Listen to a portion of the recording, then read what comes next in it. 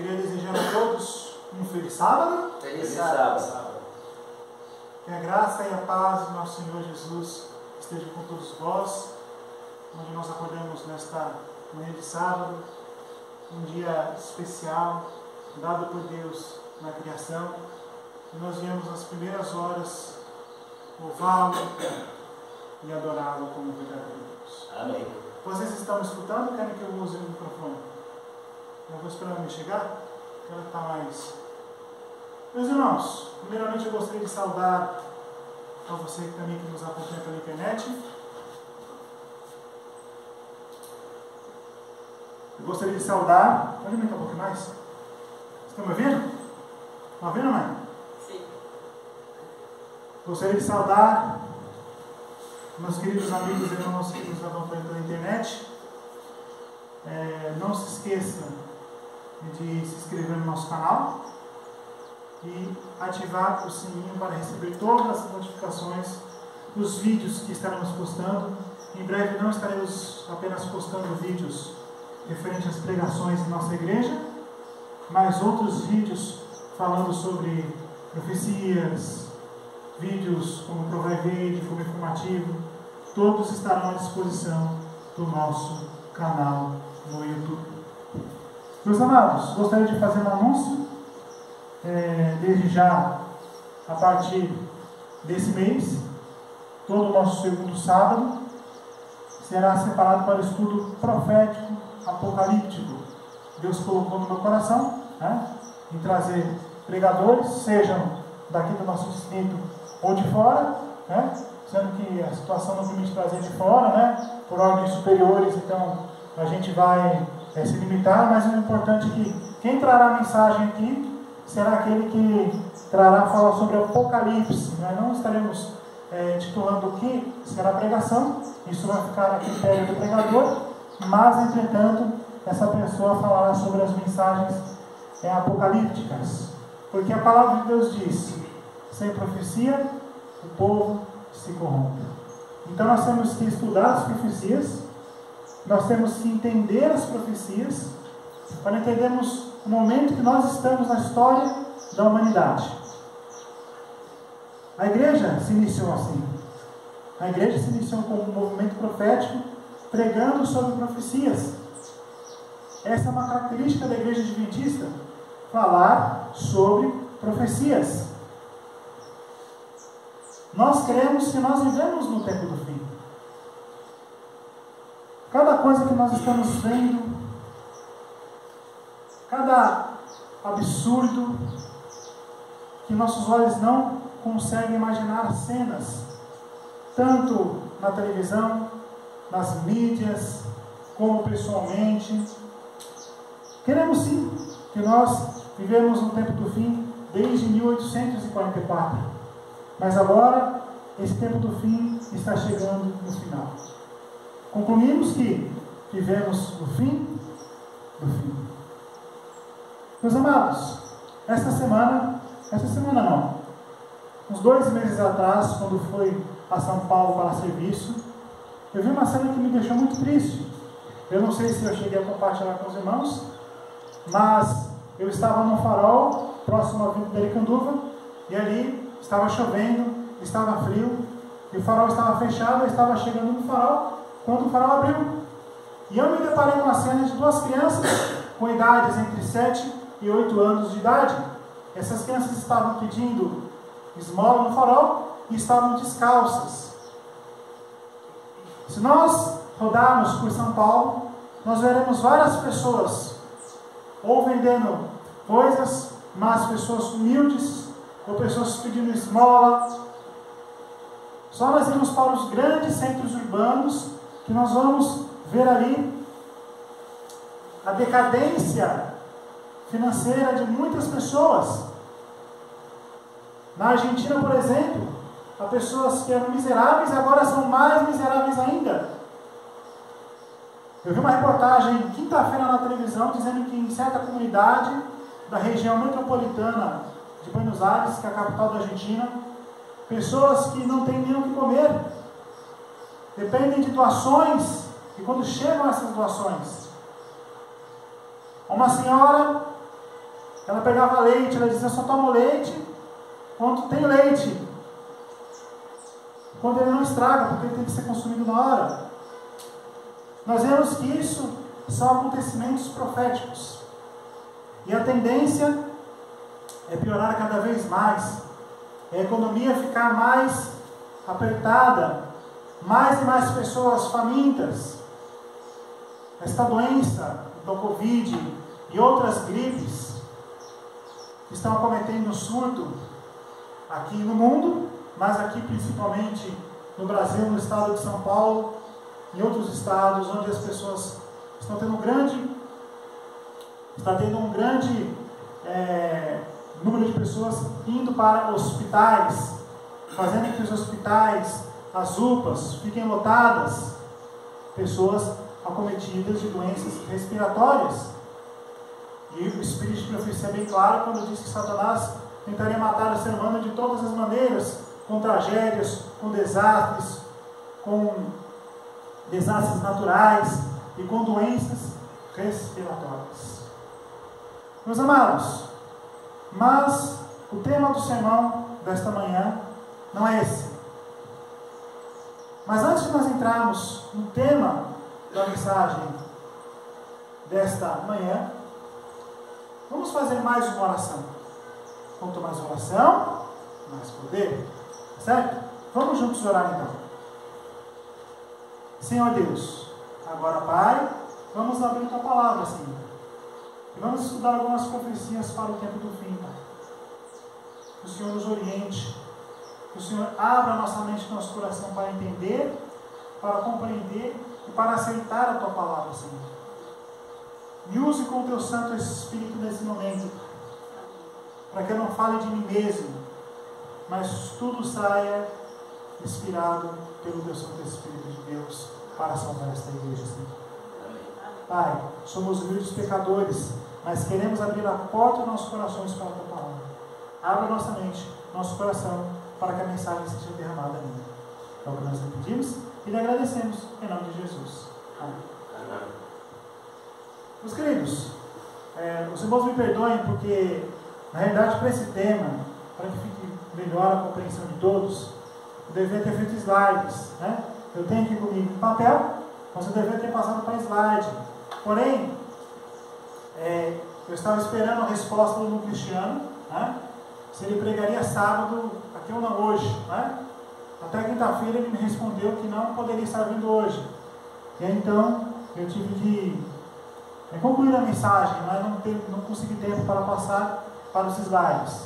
Mas eu vou pedir para o irmão Sérgio, embora nós não leremos todos os textos, porque são muitos aqui, eu gostaria que, à medida que eu fosse falando os textos, mesmo que eu não lesse, que eu não projetasse ali no telão, para as pessoas que estão nos acompanhando em casa, e também para ajudar os irmãos, que até abrir a Bíblia, eu passo pelo texto já, explico um, e não consegue entender, entendeu?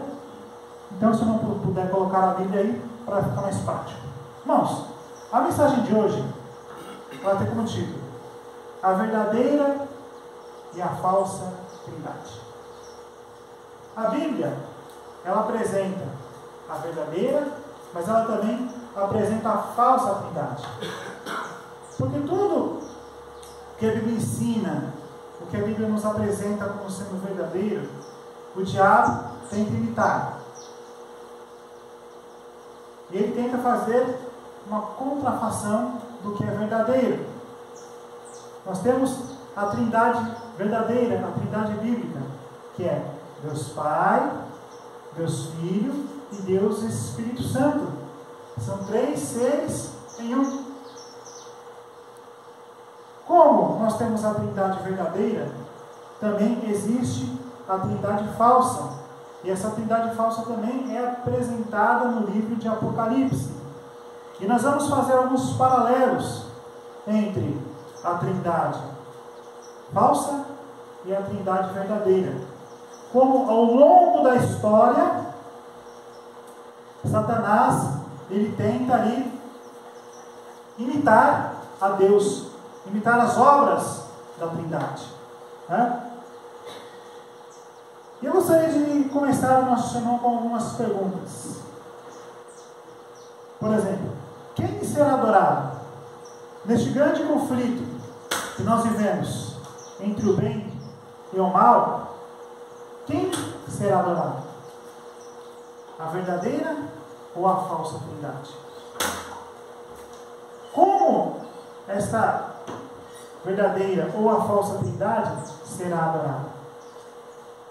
E quando será adorada?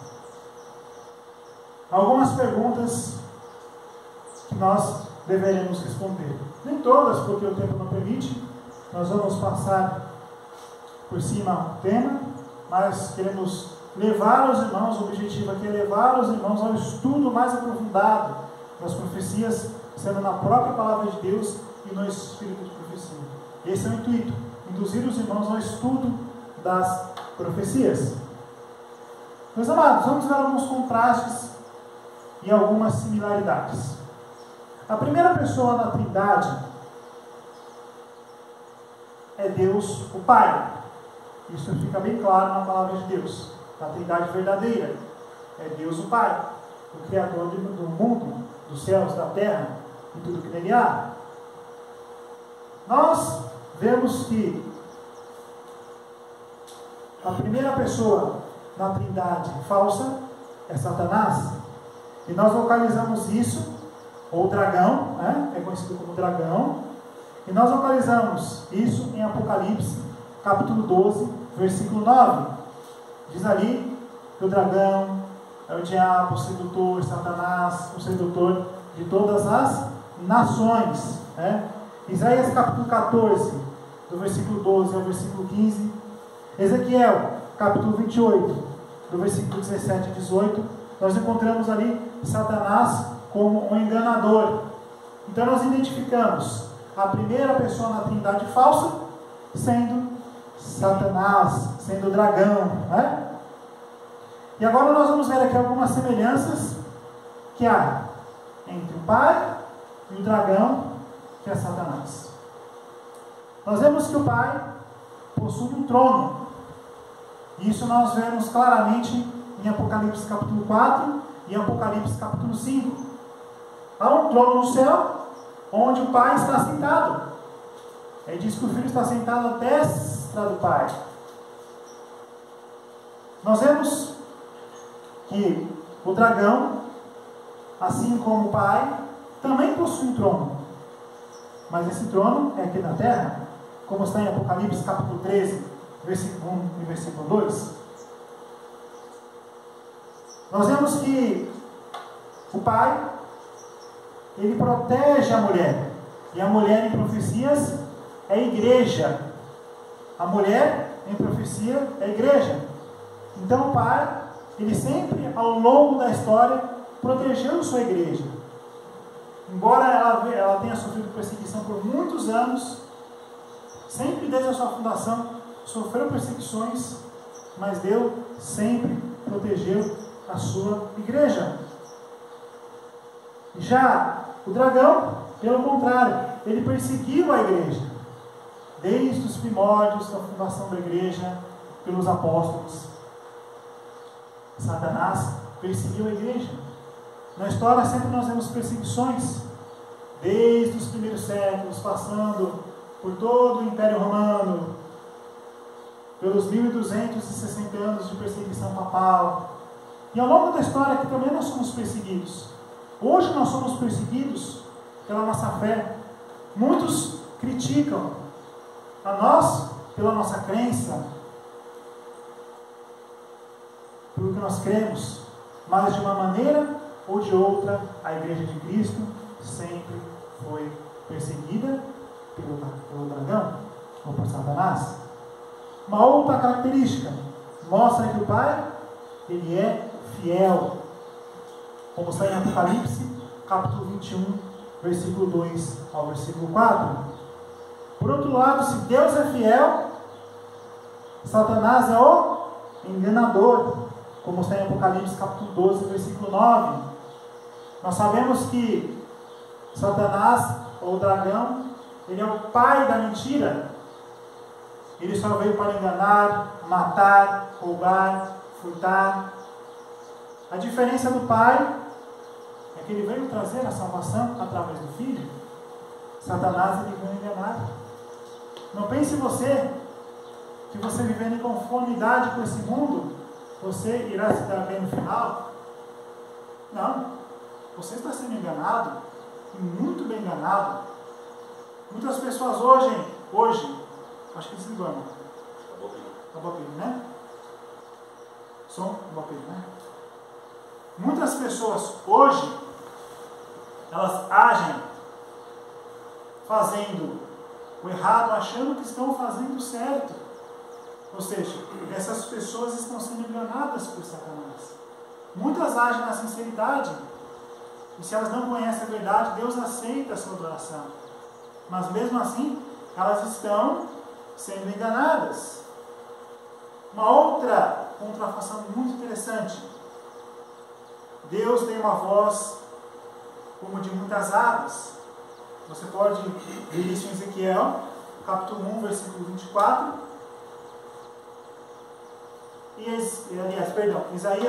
Ezequiel, capítulo 1, versículo 24. E capítulo 43, versículo 2. Satanás, ou dragão, também tem muitas águas saindo de sua boca, como está em Apocalipse, capítulo 12, versículo 14. É interessante que esse termo, muitas águas, se refere ao poder da voz de Deus. Poderio de sua voz, com muitas águas. O alcance da palavra de Deus.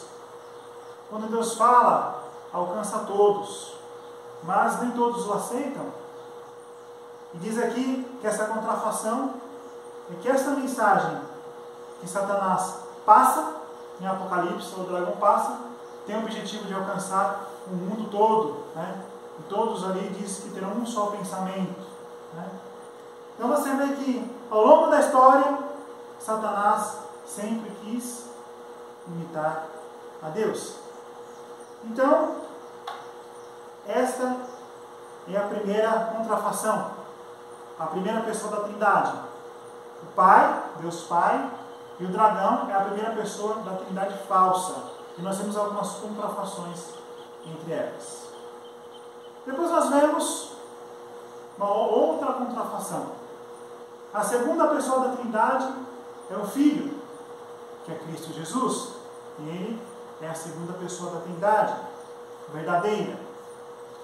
Já a segunda pessoa da Trindade falsa, essa é a primeira, é o dragão, que nós identificamos como Satanás. A segunda é a besta que sobe do mar. E essa besta que sobe do mar, nós identificamos ela como Roma no seu sistema papal. E como nós identificamos? Se nós voltarmos na história, nós estudarmos as profecias de Daniel, capítulo 2, e Daniel, capítulo 7, nós vamos ler uma estátua, um sonho que o rei Nabucodonosor teve, onde ele sonhou com uma estátua, e ali nós temos dividida essa estátua em várias partes, que simbolizavam reinos que viriam. Depois, no capítulo 7 de Daniel tem uma visão, onde ele vê 4 animais, e essa visão são reinos, né? 4 animais simbolizando 4 reinos, que são os mesmos reinos escritos no capítulo 2, no sonho que o rei Nabucodonosor teve. Só que essa visão é mais ampliada, dando mais detalhes desses reinos. Nós identificamos, por exemplo, o primeiro reino, o primeiro animal é um leão com 2 asas. Isso está no versículo 4 de Daniel, capítulo 7. Nós identificamos que pela profecia, este animal representa Babilônia, que chegou a dominar o mundo do ano 605 antes de Cristo, ao ano 539 antes de Cristo. O segundo animal que é representado na profecia é um urso com 3 costelas na boca. Nós cremos, isso está em Daniel, capítulo 7, versículo 5. Nós cremos que pelas profecias esse animal simboliza o reino da Média e da Pérsia. Esse reino que dominou o mundo do ano 538 a.C. ao ano 331 a.C. A Bíblia também apresenta um terceiro animal. E esse terceiro animal era um leopardo com 4 asas e 4 cabeças. Nós entendemos que esse animal representava o reino da Grécia. Está descrito lá em Daniel, capítulo 7, versículo 6. Este reino dominou o mundo do ano 331 a.C. ao ano 168 a.C. Vocês lembram ali de Alexandre o Grande e seus 4 generais, e como o seu império foi grande, como se expandiu por todo mundo, como ele foi poderoso.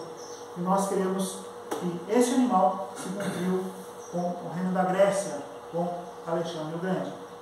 Mas a Bíblia, ela fala de um 4º animal. Daniel, ele vê um 4º animal. E esse 4º animal, nós gostaríamos de ter mais tempo nele. O que é descrito desse 4º animal? É um animal terrível, espantoso, com dentes de ferro e 10 chifres. A Bíblia diz que é um animal espantoso. Ele vê um animal espantoso, Daniel, mas ele não dá identificação de que animal é esse. Nós temos o primeiro animal, sendo identificado como leão, que é considerado o rei da selva, né? Nós temos o segundo animal, um urso. Um urso, ele passa ali a sua autoridade temível, né? Você encontra com um urso, todos temem, não é? Quem gostaria de ter um encontro com um urso? Ninguém, não é? Ele tem umas patas que, se bater em você ali, é capaz de cortar em 2, não é? Já o terceiro animal é um leopardo, não é? Então o leopardo, ele tem a característica de ser veloz, não é? E como o Alexandre o Grande conseguiu aí atingir o mundo numa velocidade grande, e aí ser a maior potência daquela época. E o 4º animal? Um animal terrível e espantoso. Quer dizer que esse animal faria coisas terríveis, piores do que os outros fizeram. Este reino que viria, conforme está descrito em Daniel, capítulo 7, versículo 7, seria descrito aí como um animal terrível, um animal espantoso. Né? Nós cremos Roma dominou o mundo do ano 168 a.C. ao ano 476 depois de Cristo. Inclusive, quando Cristo esteve aqui, Cristo esteve quando Roma dominava o mundo. Cristo fez parte dessa profecia no seguinte sentido, que ele veio ao mundo quando Roma dominava o mundo. E até muitos esperavam um Messias que viria para libertar a Israel do jugo romano e devolver a glória que na época de Davi. Roma teve 4 fases. A primeira fase de Roma foi o período monárquico. Depois Roma passou por um pequeno período de república, até chegar ao Império Romano, com Júlio César. Né? Júlio César ali começou esse Império Romano, que ali sim ele se expandiu, né?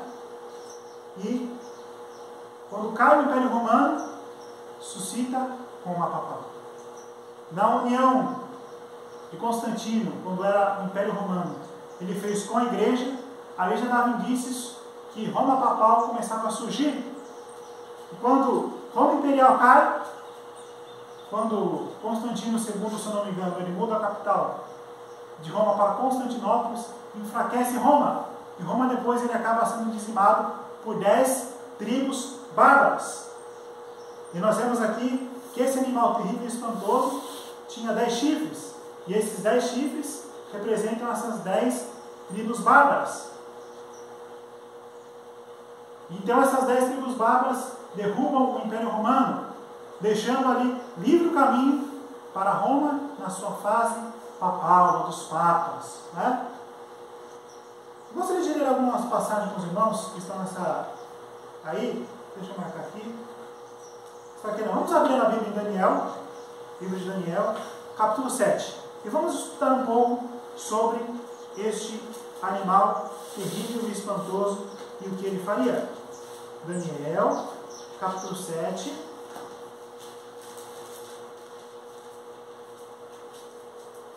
Vamos ler a partir do versículo 7. Acho que já está projetado aí, né?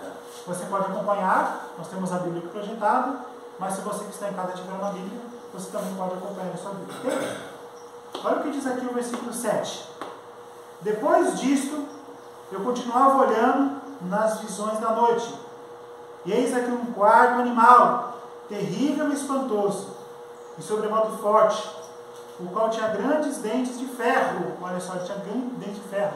E você lembra no sonho que Nabucodonosor teve, sobre os pés da estátua, metade de ferro e metade de barro? Você vê como que a profecia ela está interligada uma com a outra? A Bíblia não se descontradis, meu irmão. A Bíblia, pelo contrário, ela apoia e se apoia. Os textos eles se apoiam um no outro. Por isso que nós temos que estudar a Bíblia a fundo, as profecias a fundo, para nós entendermos o que Deus quer falar conosco. E continua aqui. Ele devorava e fazia em pedaços, e pisava os pés, porque sobejava. Era diferente dos animais que apareceram antes dele, e tinha 10 chifres. Como eu disse, estes chifres aqui simbolizavam as 10 tribos bárbaras que derrotaram ou que fizeram o Império Romano cair. O grande Império Romano, quem diria, mas ele caiu pelas 10 tribos bárbaras. Versículo